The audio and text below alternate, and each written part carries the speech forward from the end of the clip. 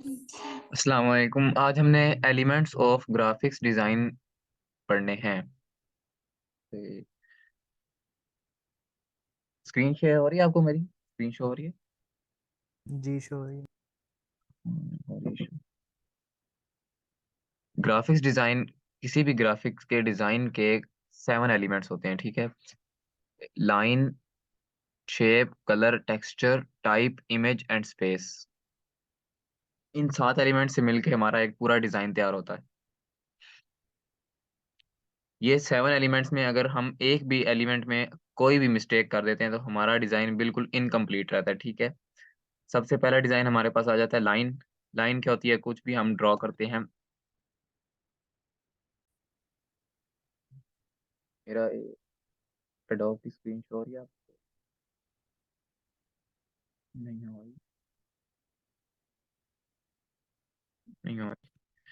अच्छा ठीक है, मैं कोई भी चीज़ हम कोई भी लाइन हम ड्रॉ करते हैं, चाहे वो सीधी, चाहे टेढ़ी-मेढ़ी, जिस तरह की भी वो लाइन हमारी एक रोल प्ले करती है, ठीक है? एक special role. Lines are often more than just a series of a point joined together. ये कह रहा है कि कोई भी 2 पॉइंट्स को आपस में जॉइन करने का नाम लाइन है, ठीक है? कोई भी लाइन तो आपको बेसिकली थोड़ा बहुत भी पता होगा। जी, आवाज़ हल्की आ रही है? मैं उनसे बोल जी, लाइन आपको जैसे पता होगा कि कोई भी हम एक लाइन ड्रॉ करते हैं या क्लियर नहीं है? अच्छा क्लियर है, ठीक। कोई भी लाइन ड्रॉ करते हैं या कोई भी रैंडमली ज़िग-ज़ैग या एक बेंट सी आर्क बना देते हैं, कोई कर्व बना देते हैं या स्ट्रेट लाइन ड्रॉ करते हैं, वो सबको लाइन कहा जाता है। उस लाइन हम वो एक लाइन ड्रॉ की जाती है, हम उसकी विड्थ भी सेट करते हैं, ला लेंथ भी, वो सारा हम इलस्ट्रेटर में करते हैं। और उसके बाद लाइन के बाद हमारे पास आ जाती है शेप। कोई भी हम शेप ड्रॉ करते हैं, जैसे बेसिक शेप्स में जैसे कि आपने सीखी हैं, जैसे पॉलीगॉन, स्क्वायर, रेक्टेंगल, सर्कल या कोई रैंडम शेप आप खुद ड्रॉ करते हैं। वो हम सीखेंगे पेन टूल के थ्रू ड्रॉ करना, ठीक है? और वैसे भी ड्रॉ हो जाती हैं, उन शेप्स को भी एडिट कर सकते हैं हम, जो हमारी बेसिक शेप्स हैं। और शेप के बाद हमारे पास आ जाती है कलर। कलर थ्योरी सबसे इम्पोर्टेंट चीज़ है ग्राफिक्स डिज़ाइन में, ठीक है? आपको कलर सिलेक्ट करना आता हो। जैसा कि अगर आपने 1 मिनट, कोई भी चीज़ आप कोई भी पोस्टर, कोई लोगो वगैरह आप डिज़ाइन कर रहे हैं, तो उसमें आपने कलर्स कॉम्बिनेशन कौन से रखने हैं, वो सारा आपको पता हो। जैसा आप ये मेरी स्लाइड देख रहे हैं, आपने वो कोर्स आउटलाइन वाली स्लाइड्स भी देखी होंगी, तो आपने वहाँ पर देखा होगा मेरा कलर कॉम्बिनेशन बहुत ही मैचिंग है। यानी मैंने टोटली 2 कलर्स यूज़ किए हैं और बैकग्राउंड में सेम कलर यूज़ किया है और वो बिल्कुल आपस में कंट्रास्ट कर रहे हैं कि मेरा एक-एक वर्ड आपको क्लियर दिख रहा है। हालाँकि मेरा बैकग्राउंड डार्क है, लेकिन आपको मेरा वर्ड एक-एक क्लियर दिख रहा है फिर भी, ठीक है? और मेरी जो हेडिंग्स हैं या जो वर्ड्स इम्पोर्टेंट हैं, वो बिल्कुल हाइलाइट हो रहे हैं। जैसे ये कलर की हेडिंग मेरी इम्पोर्टेंट तो आपको हाइलाइट हो रही है। आपको यहाँ पर दिख रहा है कि ये कलर की हेडिंग है, ठीक है? और नीचे उसके बारे में इन्फॉर्मेशन है। यहाँ पर एलिमेंट्स ऑफ ग्राफिक डिज़ाइन लिखा हुआ है, ये भी आपको एक वाज़ह तौर पे बीच में ग्राफिक का वर्ड जो है, ये आपको बोल्ड सा नज़र आ रहा है, ठीक है? ये आप दिख रहा होगा आपको। ये जी, ये आपको बोल्ड नज़र आ रहा होगा बीच में ग्राफिक। ये हमारे पास कलर आ जाते हैं। कलर हमने अलग-अलग इन दोनों के दोनों वर्ड्स के कलर्स हमने अलग रखे हैं। कोई भी हम प्राइमरी कलर जैसे हमारे पास रेड, येलो, ब्लू हमें कुछ कलर तो पता है मतलब, लेकिन अब रैंडम हमने कलर चूज़ करना होता है, वो लाइट होता है, डार्क होता है, उसकी हमें प्योर कलर नहीं पता होता, ठीक है? उसके लिए हमारे पास 3-4 पैटर्न्स हैं। आरजीबी एक होता है जिसको हम कहते हैं रेड, ग्रीन, ब्लू, इन 3 कलर से मिक्स होकर बनता है वो कलर, ठीक है? और एक हमारे पास कलर कॉम्बिनेशन होता है जिसको हम कहते हैं सीएमवाई, उसमें हमारे पास उसकी ओपेसिटी भी आ जाती है, आरजीबी की तरह ही होता है, लेकिन उसमें हमारी ओपेसिटी भी आ जाती है और ब्लैक करना है, व्हाइट करना है, ये भी आ जाता है सारा। और भी होते हैं, हेक्स कलर कोड होता है, HEX कलर कोड होता है एक। वो कलर कोड के थ्रू हम अपना कलर सिलेक्ट कर सकते हैं, ठीक है? और आई ड्रॉपर टूल के थ्रू हमने जैसे पिछले लेक्चर में आई ड्रॉपर टूल यूज़ किया था, एक शेप का कलर दूसरी शेप को दिया था। ये सारे कलर हम कलर के ऊपर सारा वर्क करेंगे, ठीक है? कलर्स के साथ प्ले करेंगे और हमारे पास कलर के बाद आता है टेक्सचर। अब आपको ये मेरी स्क्रीन के टेक्स्ट के बैक साइड पर बैकग्राउंड में एक टेक्सचर दिख रहा है, इसको टेक्सचर कहा जाता है। कोई भी ऐसा पैटर्न जो हम किसी भी शेप या किसी भी एक वेक्टर आर्ट या हमने कोई भी चीज़ ड्रा किया, उसको हम कोई भी एक पैटर्न देते हैं, उसको हम टेक्सचर कहते हैं, ठीक है? ये the consistency of surface is decided by texture. ये बस ये आप टेक्सचर, या मैं आपको स्लाइड्स भेजूँगा, आप रीड कर लीजिएगा। इसमें ज़्यादा कोई इम्पोर्टेंट इन्फॉर्मेशन नहीं है इसमें। मैं आपको ऊपर-ऊपर समरी दे देता हूँ। कि ये बिल्कुल कोई भी हो सकता है, यानी हमारे बैकग्राउंड में कोई ग्रास का पैटर्न बना हुआ है, या जैसे इधर अभी जैसे ये बिल्कुल बैकग्राउंड में एक जाली सी बनी हुई है आपको शो हो रही है। इसी तरह कोई और भी पैटर्न हो सकता है, कोई जैसे वॉल ब्रिक्स शो हो रही होती है बैकग्राउंड में, कोई भी पैटर्न हो सकता है, उसको हम टेक्सचर कहते हैं, ठीक है, जो कि हम किसी भी शेप या बैकग्राउंड में फिल करते हैं। उसके बाद हमारे पास आ जाता है टाइप। हम किस टाइप का, अपनी टाइप, टाइप वर्ड निकला है, टाइपिंग मतलब हम जो करते हैं वर्ड, कोई भी लेटर टाइप करते हैं, वो वाला टाइप है ये, ठीक है। टाइप में हम कोई भी फॉन्ट का, हम कौन सा फॉन्ट सेलेक्ट कर रहे हैं, ये अब आपको फिर से अपनी स्लाइड्स की एग्जांपल दूंगा। यहाँ पर आपको ये जो फॉन्ट है, इसका एक एक वर्ड क्लियर दिख रहा है। ये मैंने फॉन्ट, ये वैसे मेरा फेवरेट फॉन्ट है। इस फॉन्ट पे मैंने क्यों सिलेक्ट किया, ताकि जब मेरी प्रेजेंटेशन है वो उसका एक एक वर्ड, एक एक लेटर जो है आपको बिल्कुल क्लियर क्लियर नजर आए, ठीक है। टाइप, इसमें हम फ़ॉन्ट की टाइप्स वगैरह सेलेक्ट कर लेते हैं। फ़ॉन्ट का वेट क्या होता है? वेट ये होता है, जैसे अब ये एलिमेंट्स ऑफ लिखा है मैंने, ये थोड़ा-सा लाइट वेट है, इसका वेट लाइट है, ठीक है? ये बिल्कुल बारीक-बारीक है। उसके बाद मैंने ग्राफिक का वर्ड लिखा है। इसका मतलब है, ये यहाँ पर ग्राफिक जो है बिल्कुल बोल्ड है, बोल्ड में लिखा हुआ है ना, ये इसकी वेट वेट होता है ये इसका, ठीक है। वेट वेट बहुत सारे होते हैं, जैसे थिन होता है, लाइट होता है, सेमी लाइट होता है, के बाद नॉर्मल होता है, रेगुलर जिसको कहते हैं। और उसके बाद सेमी बोल्ड आता है, फिर बोल्ड आता है, बोल्ड के बाद हमारे पास सेमी ब्लैक भी आता है, और उसके बाद फिर से हमारे पास ब्लैक भी आता है। ये फ़ॉन्ट की वेटेज होती है, ठीक है? कितना वो उसकी वेट है, कितना उसका वज़न है फ़ॉन्ट का। यानी अब जिस वे फ़ॉन्ट का जितना ज़्यादा वज़न होगा, वो उतना बोल्ड होगा और उतना वो वाज़ेह हमें नज़र आएगा। किसी भी चीज़ को हमने हेडिंग जैसे हम वाज़ेह करना चाहते हैं, तो उसको हम बोल्ड कर देते हैं। जैसे मैंने यहाँ टाइप का वर्ड और यहाँ ग्राफिक को बोल्ड किया हुआ है, इस तरह हमें जो भी चीज़ हमने अपनी हाइलाइट करनी होती है, या जो इन्फॉर्मेशन दूसरी इन्फॉर्मेशन के ऊपर अपना उसकी वैल्यू ज़्यादा होती है, उसको हम बोल्ड कर लेते हैं, उसके वेट इंक्रीज़ कर देते हैं। अब ये नीचे टाइप के बारे में इन्फॉर्मेशन है, यानी ये इसको हायरार्की भी कहा जाता है। अब ये टाइप के नीचे जो है, ये इसके चाइल्ड है, यानी इसके बारे में सब टॉपिक है, यानी इसका सब डिस्क्रिप्शन, इसकी डिस्क्रिप्शन है, ठीक है? तो अब टाइप जो है यहाँ पर पेरेंट है, और इसकी जो डिस्क्रिप्शन है, ये हमारे पास चाइल्ड है। टाइप को हमने ज्यादा वाज़ेह करना होता है, ठीक है, इसको हम बोल्ड रख लेते हैं। और जो हमारे पास नीचे इसके डिस्क्रिप्शन है, उसको हमने लाइट वेट्स, नॉर्मल या रेगुलर कुछ भी रख सकते हैं, ठीक है। टाइप के बाद हमारे पास आ जाता है स्पेस, स्पेस, ठीक है। स्पेसिंग, किसी भी शेप या कोई ग्राफिक मटेरियल या कोई भी टेक्स्ट हम ड्रा कर रहे हैं अपने पोस्टर, लोगो या किसी भी ग्राफिक के वर्क में, उसमें हम अपनी स्पेसिंग बहुत एसेंशियल होती है, स्पेसिंग बहुत ज़रूरी है हमारी। जैसे अब ये देखें आप, इधर स्पेस, स्पेस की हेडिंग है, उसके बाद थोड़ी-सी बीच में मैंने स्पेस दी है, उसके बाद ये डिस्क्रिप्शन आ जाती है, ठीक है? ये डिस्क्रिप्शन यहाँ खत्म होने का मतलब है कि इसकी स्पेस के बारे में इन्फॉर्मेशन यहाँ पर खत्म हो गई, ठीक है? लेकिन उसके बाद थोड़ी और स्पेस दे के मैंने और भी डिस्क्रिप्शन लिखी। इसका मतलब है कि ये यहाँ तक तो हमारे पास जो है ना, इतनी, ये हमारे पास जो है सिर्फ़ इसकी एसेंशियल इन्फॉर्मेशन थी स्पेस के बारे में, ठीक है? और जो नीचे है ना, वो थोड़ी एक्स्ट्रा इन्फॉर्मेशन है, उसको हम एक्सप्लेनेशन भी कह सकते हैं। अब ये बीच में मैंने दरमियान में स्पेस देकर उसके बाद मैंने हेडिंग दी हुई है एलिमेंट्स ऑफ ग्राफिक डिज़ाइन, जो कि पीछे भी स्लाइड्स में आपने देखी होगी। इस दरमियान में स्पेस का मतलब है कि ये दोनों अलग-अलग कंटेंट हैं, ठीक है? दोनों अपनी-अपनी वैल्यू रखते हैं। ये अब एक-एक बॉक्स आपको हाइलाइट हो रहा है ना, आप ये नहीं कि आप डायरेक्ट पूरा एक टेक्स्ट पढ़ लेंगे, लेकिन आप पहले बारी-बारी बॉक्स को रीड करेंगे। पहले स्पेस वाले बॉक्स को रीड करेंगे, उसके बाद नीचे वाले स्पेसिंग, जो उसकी एक्सप्लेनेशन है, उस वाले बॉक्स को रीड करेंगे, ठीक है? इसी तरह स्पेसिंग हमारी काम करती है। ये अब हम आगे वर्क में अपने एडोब इलस्ट्रेटर जब डिज़ाइन करेंगे, तब भी हम देखेंगे इसको। स्पेस के बाद आ जाती है हमारी इमेजेस। वैसे तो हमारा जो एडोब इलस्ट्रेटर है, ये वेक्टर पर काम करता है, वेक्टर्स पर, ठीक है? वेक्टर को हम जितना मर्ज़ी ज़ूम कर लें, जितना मर्ज़ी छोटा कर दें, बड़ा कर दें, उसके पिक्सेल्स चेंज हो जाते हैं, लेकिन वो उसके पिक्सेल्स फटते नहीं, वो बिल्कुल क्लियर रहता है, ठीक है?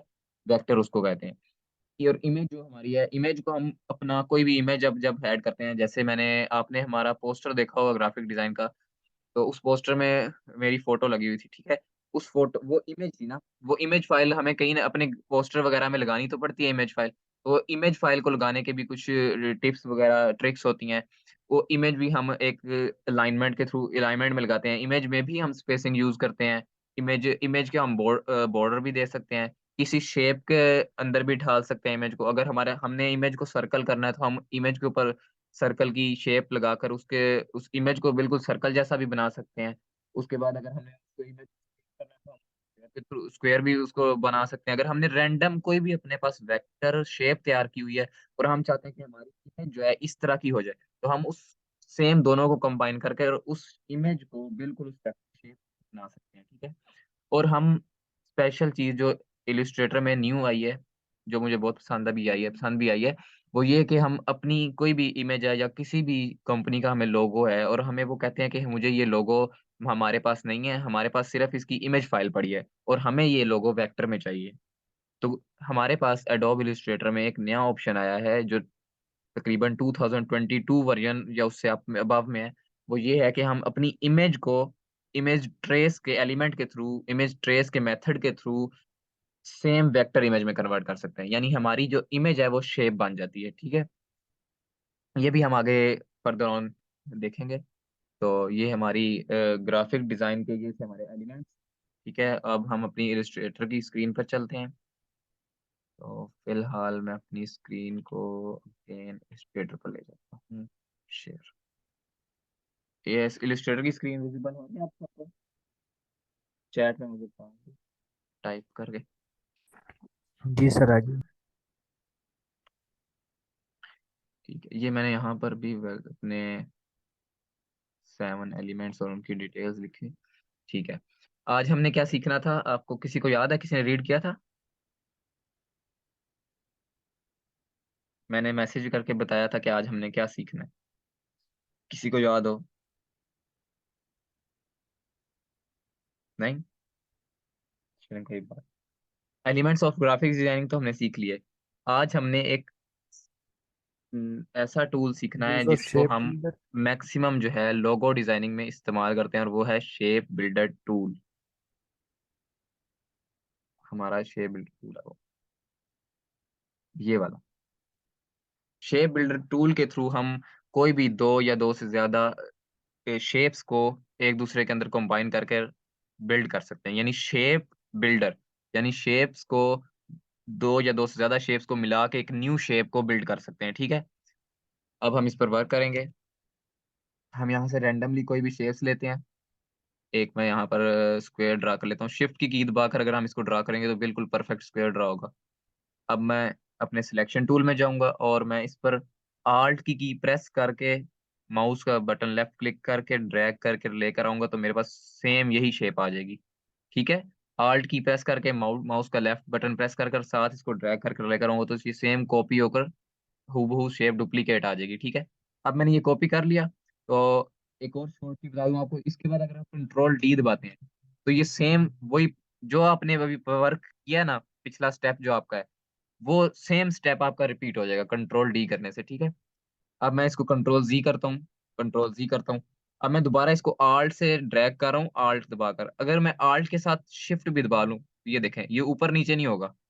ये बिल्कुल स्ट्रेट मूव करेगा, ठीक है? इससे ये है कि हमारा परफेक्ट एलिमेंट जो ना दोनों एक सीध में रहेंगे, ठीक है? अब मैंने इसको मूव करा लिया, मैं माउस का क्लिक छोड़ूँगा और अब अपनी कीबोर्ड की कीज़ छोड़ दूँगा, ऑल्ट और शिफ्ट। अब मैं इसको कंट्रोल डी करता हूँ, control D, control D, control D, ये हमारा एक पैटर्न बनता जा रहा है। ये दिख रहा होगा आपको, ये हमारा एक पैटर्न बना है। कंट्रोल माइनस करेंगे तो ये थोड़ा ज़ूम इन, ज़ूम आउट हो जाएगा। इन सब शेप्स को हम सेलेक्ट करेंगे और शिफ्ट की प्लस दबाकर हम इसको थोड़ा छोटा कर लेंगे और अपने आर्ट बोर्ड में फिक्स कर लेते हैं। ये हमारे आर्ट बोर्ड में आ गया, हम कंट्रोल 0 करेंगे, कंट्रोल 0 से हमारा आर्ट बोर्ड फिट हो गया। अब हम इन शेप्स को कंबाइन करना आज हमने सीखना था शेप बिल्डर के टूल के थ्रू। ये हम एक दूसरे के ऊपर ले आए, इसको भी मैं यहाँ पर ले आता हूँ। इसको मैं यहाँ पर रख लेता हूँ रैंडमली। अभी हम रैंडमली इसको कर रहे हैं, ठीक है? ये काम आप कंट्रोल डी के ऑप्शन से भी कर सकते हैं। ये देखें, अगर मैं ऑल्ट दबाकर इसको यहाँ लाऊँ और अब मैं control D, control D, control D करता जाऊँ, ये मेरी शेप्स रिपीट हो गई, ठीक है? अभी हम इन सब शेप्स को सिलेक्ट करेंगे। एक बात आपने याद रखनी है, ये अभी जॉइन हो रही हैं, चलें कोई बात। एक बात आपने याद रखनी है कि आपकी जितनी शेप्स सिलेक्ट होंगी ना, सिर्फ़ उन पे आपका शेप बिल्डर टूल वर्क करेगा, ठीक है? अभी मैं अगर इन सब शेप्स को सिलेक्ट कर रहा हूँ और शेप बिल्डर टूल, अब आप सोच रहे होंगे बार-बार कौन इन टूल्स की तरफ चेंज करे टूल्स। इन टूल्स की भी शॉर्ट कीज़ हैं। अब मैं शेप बिल्डर टूल खोलने के लिए शिफ्ट प्लस एम दबाऊँगा तो मेरे पास शेप बिल्डर टूल। अगर आपको शॉर्ट कीज नहीं पता तो आप यहाँ से भी देख सकते हैं, इसके ऊपर आप माउस का एरो लेके जाएंगे तो यहाँ पर लिख रहा है Shift+M। ठीक है, तो वैसे शॉर्ट कीज मैं आपको आज भेज दूंगा इसके लेक्चर के बाद। ठीक है, ये शेप बिल्डर टूल अब क्या करता है, अब हम इसको यहाँ से क्लिक करके ड्रैग कर रहे हैं तो ये हमारी दो शेप्स इसने बिल्ड कर दी, यानी इन दो, ये पूरी हमारी एक शेप, न्यू शेप बिल्ड हो गई है। अगर मैं अपने वापस सिलेक्शन टूल में जाकर बाहर क्लिक करता हूँ, शेप को यहाँ से मूव करो तो ये पूरी मेरी एक पास एक अलग शेप बन गई है, एक न्यू शेप बिल्ड हो गई है। ठीक है, इसको अभी हम फिलहाल कंट्रोल Z करते हैं। ठीक है, दोबारा से मैं कंट्रोल A से सब सब शेप सिलेक्ट कर लूंगा और मैं Shift+M से दोबारा अपने शेप बिल्डर टूल में चला जाऊंगा। अब मैं चाहता हूँ कि ये सारी शेप्स आपस में कंबाइन हो जाए मेरे पास। ये मैं अब कंबाइन करूंगा इनको, ये सारी शेप्स आपस में कंबाइन हो चुकी हैं। अब ये पूरी एक सिंगल शेप बन चुकी है। ठीक है, अगर मैं अब इसको ऐसे सिंगल मूव करूँ तो ये एक पूरी एक सिंगल शेप है हमारे पास।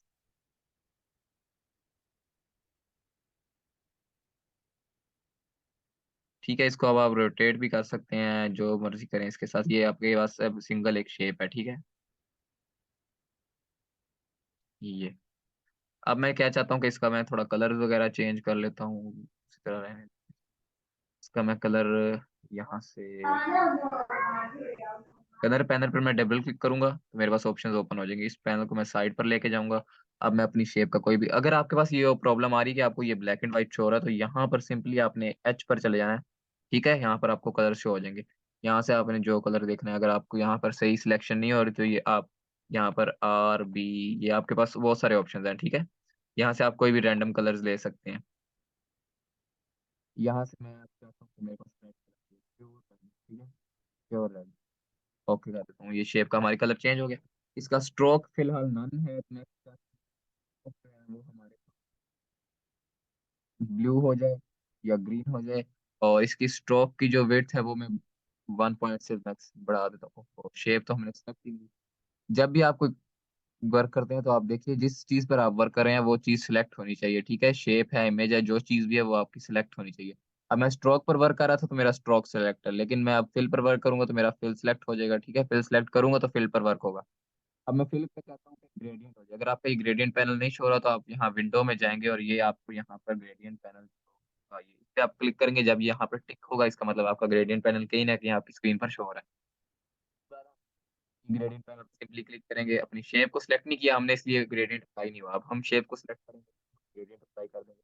इधर हमारे पास इलस्ट्रेटर में बेसिक ग्रेडियंट्स गिवन होते हैं। ठीक है, बेसिक ग्रेडियंट, इधर से हम ये वाला ले लेते हैं फिलहाल। ठीक है, अब स्ट्रोक आपका सेम कलर में अच्छा नहीं लग रहा, स्ट्रोक कलर पे भी हम ग्रेडियंट, ये अब यहाँ पर हम क्या कर देते हैं, हम चाहते हैं कि ये हमारा ग्रेडियंट स्ट्रोक और कलर फिल का दोनों का एक ही डायरेक्शन में है ना, ऊपर से थोड़ा सा ऑरेंज है और नीचे बिल्कुल आके येलो हो जाता है। लेकिन मैं क्या चाहता हूँ, स्ट्रोक का जो कलर है वो नीचे से शुरू होकर ऊपर आए, यानी नीचे ऑरेंज और ऊपर येलो। अब यहाँ न्यू टूल हम जी, जी इसकी शॉर्ट की है और ये हमारा ग्रेडियंट टूल है। ठीक है, इस टूल के मुताबिक मैं थ्रू में पहले, सबसे पहले तो मैं यहाँ पर सिलेक्ट करूंगा अपनी शेप को, फिर मैं अपना ग्रेडियंट टूल ओपन करूंगा और मैं यहाँ से ड्रैग, ये क्यों नहीं अप्लाई हो रहा, ओहो स्ट्रोक, चलिए शेप पर अप्लाई करके देखते हैं। हाँ, शेप पर होगा। ये हम फिल पर अपना कलर यहाँ से ऑपोजिट कर देते हैं। अब हम अपने वी वी के टी के थ्रू हम अपने सिलेक्शन टूल में चले जाएंगे। ये देखिए, स्ट्रोक का कलर हमारा ऊपर से ऑरेंज था और नीचे आके येलो हो रहा था, जबकि हमने फिल का कलर क्या कर दिया, नीचे से ऑरेंज और ऊपर से येलो हो रहा है। अब फिलहाल हम इस शेप को डिलीट करते हैं और एक न्यू शेप क्रिएट करते हैं, एम दबाएंगे और हमारे पास फिर ये बन रहा है। ठीक है, अभी मैं इसका स्ट्रोक नॉन कर रहा हूँ और ये जो शेप है वी, इस शेप को मैं बिल्कुल अलाइन कर देता हूँ सेंटर और मिडल में। ठीक है, सेंटर और मिड में चला गया। अब इस शेप पर मैं चाहता हूँ कि मैं अपनी मर्जी का ग्रेडियंट लगाऊं। ये तो हमने एडोब इलस्ट्रेटर के बिल्ट इन ग्रेडियंट्स यूज किए हैं ना, मैं चाहता हूँ कि मैं अपनी मर्जी का ग्रेडियंट लगाऊं। ठीक है, यहाँ पर अब मैं सबसे पहले मैं चाहता हूँ मैं एक रेडियल ग्रेडियंट लगा लूँ ना।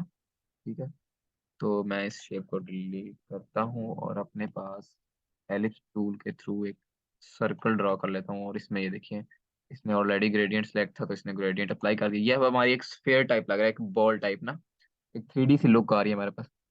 ग्रेडियंट का काम ये होता है कि उसको एक 3D सी लुक दे दे, या मतलब एक बहुत ही सिंपल सेम कलर जो होते हैं वो कभी कभी किसी जगह पर प्यारे नहीं लगते, तो हम वहां पर, ठीक है, ये शेप सेलेक्ट करेंगे और हम इसमें अपना ग्रेडियंट ये वाला अप्लाई करके, अब हम चाहते हैं कि नहीं ये वाला ग्रेडियंट भी मेरा रेडियल में आए, इसको रेडियल कहा जाता है।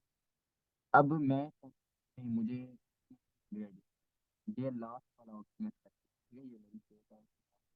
ये लास्ट वाला ऑप्शन सेलेक्ट किया, मैं जहां जहां क्लिक करूंगा वहां वहां मेरे ग्रेडियंट्स अप्लाई होंगे। मैं पहले ग्रेडियंट में डबल क्लिक करता हूँ, यहाँ से मैं इसका कलर रेड कर लेता हूँ, ठीक है।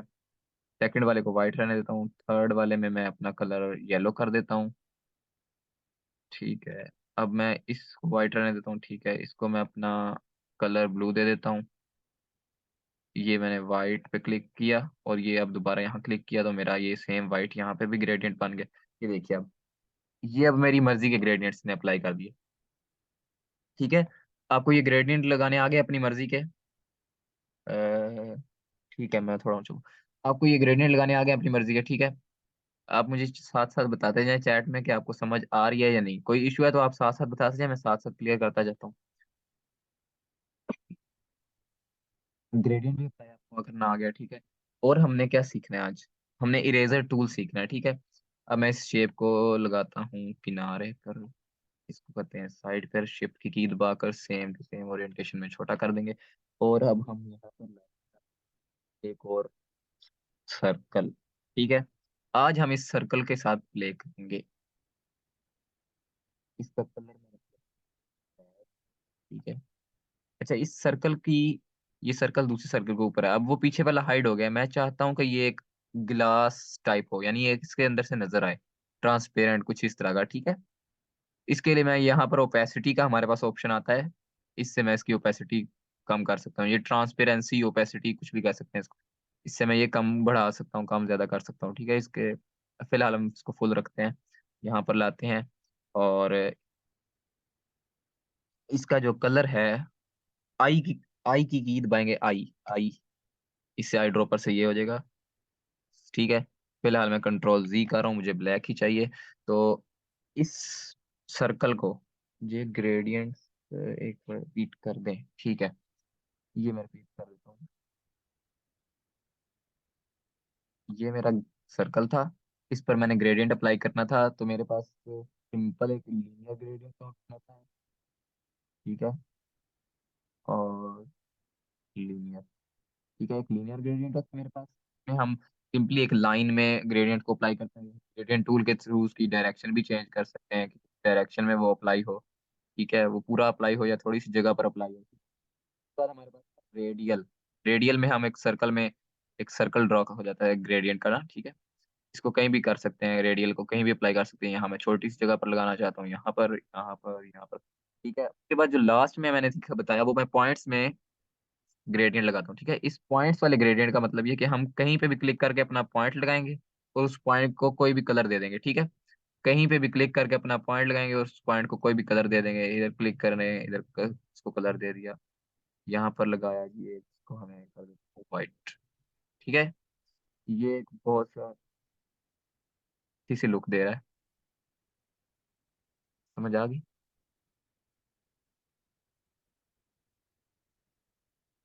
इसको साइड करते हैं, अब हम जो करने लगे थे, इस शेप को आज हम डायरेक्ट सिलेक्शन टूल लेंगे, ठीक है। और ये आपको छोटा सा एंकर पॉइंट दिख रहा होगा, मैं जूम कर देता हूँ, ये यहाँ पर, ठीक है, दिख रहा है आपको छोटा सा एंकर पॉइंट, इस पर हम सिर्फ सिंपली क्लिक करेंगे, ये क्लिक किया मैंने। अब इसके ये पॉइंट्स जो है ना बिल्कुल अलग अलग हो रहे हैं, मैं इस पॉइंट को सिलेक्ट करता हूँ और इस पॉइंट को मैं पकड़ कर ड्रैग कर देता हूँ ऊपर। अब ये रैंडमली ड्रैग हो रहा है, अगर मैं शिफ्ट की दबाकर ड्रैग करूँ तो बिल्कुल स्ट्रेट ऊपर की तरफ ड्रैग होगा, ठीक है। तो मैं शिफ्ट की दबाकर ड्रैग करूंगा, और अब मैं जरा जूम आउट करता हूँ तो ये देख सकते हैं आप, ये मेरे पास एक एग की शेप बन गई, ठीक है। अब आपको ये छोटे छोटे एंकर पॉइंट्स नजर आ रहे होंगे यहाँ पर, देखिएगा गौर से, मैं कंट्रोल प्लस, ये आपको छोटे से एंकर पॉइंट्स नजर आ रहे होंगे। पहले इस शेप के इस पॉइंट पे क्लिक करूंगा, ये आपको एंकर पॉइंट दिख रहा है, इस एंकर पॉइंट को पकड़ कर जब मैं मूव करूंगा तो ये शेप हमारी कुछ इस तरह से चेंज होना शुरू हो जाएगी, एक रैंडम सी शेप बननी शुरू हो जाएगी, ठीक है। फिलहाल मैं इसको एग ही रहने देता हूँ, क्योंकि हम इधर एग ही बनाना चाह रहे हैं। कंट्रोल 0 करेंगे, फिट हो जाएगा। अब इस एग को मैं चाहता हूँ कि ये एग मेरा, जैसे वो आपने एक देखा होगा ब्रोकन एग होता है, ठीक है। ये मेरा एग ब्रोकन हो चुका है इसमें से। ठीक है, इस एग को हम क्लिक करेंगे, सिलेक्ट करना है, कोई भी चीज आपने जिस पे काम करना है उसको सिलेक्ट करना जरूरी है, ठीक है। वापस अपने सिलेक्शन टूल में, ये हमारे इरेजर टूल है, ठीक है। इरेजर टूल क्या करता है, वो शेप को कहीं से भी हम इरेज कर सकते हैं इरेजर टूल के थ्रू, ठीक है। अब मैं इरेजर टूल लूंगा और सिंपली यहाँ से ड्रैग करना शुरू करूंगा। ये कंट्रोल सी कर दें, इतना प्यारा नहीं ड्रैग हुआ, थोड़ा और, ठीक है। ये मेरी अब ये एग जो था मेरा अब दो शेप्स में कन्वर्ट हो गया। ये नीचे वाली अलग होगी, ऊपर वाली अलग। इसको मैं उठा कर कहीं और भी ले जा सकता हूँ, ये मेरा एग ओपन हो चुका है। इसको कंट्रोल सी करते हैं, ठीक है। ये अब हमने एग को ब्रेक करना सीख लिया, इरेजर टूल सीख लिया, ठीक है। इरेजर टूल हमने सीखा, शेबलर टूल सीखा, एलिमेंट्स ऑफ ग्राफिक्स डिजाइनिंग सीखे हैं। उसके बाद हमने डुप्लीकेशन टूल सीख लिया, ठीक है। डुप्लीकेट किस तरह करना है, इसको मैं आल्ट प्रेस करके थोड़ा सा यहाँ पर लेकर आता हूँ और कंट्रोल डी करता हूँ, तो ये मैं एक मिनट कंट्रोल डी करता जाता हूँ तो मेरे पास शेप बनती जाएगी। अब मैं इन सभी को सिलेक्ट करके आल्ट प्रेस करके नीचे लेकर आता हूँ और कंट्रोल डी करता हूँ, तो ये देखें मेरे पास एक पैटर्न तैयार हो गया है। इस पैटर्न को हम टेक्सचर कहते हैं, ठीक है। चैट में मुझे बताएंगे कि यस समझ आ रही है हमें, सिर्फ यस टाइप करेंगे, मुझे पता चल जाएगा आपको समझ आ रही है हमें। इस पैटर्न को जो है हमने जो तैयार किया है, इसको हम टेक्सचर कहते हैं, ठीक है। आपको पता होगा जूम जो है हमें 40 मिनट्स अलाउ करता है क्लास के लिए, तो अभी हमारे पास टाइम एंड हो रहा है, तो हम क्लास एंड करके मैं दोबारा शुरू कर रहा हूँ, ठीक है। आप लोगों ने दोबारा ज्वाइन करनी है। अभी मैं क्लास एंड करके दोबारा शुरू करने वाला हूँ, आप लोगों ने ज्वाइन करनी है लाजमी।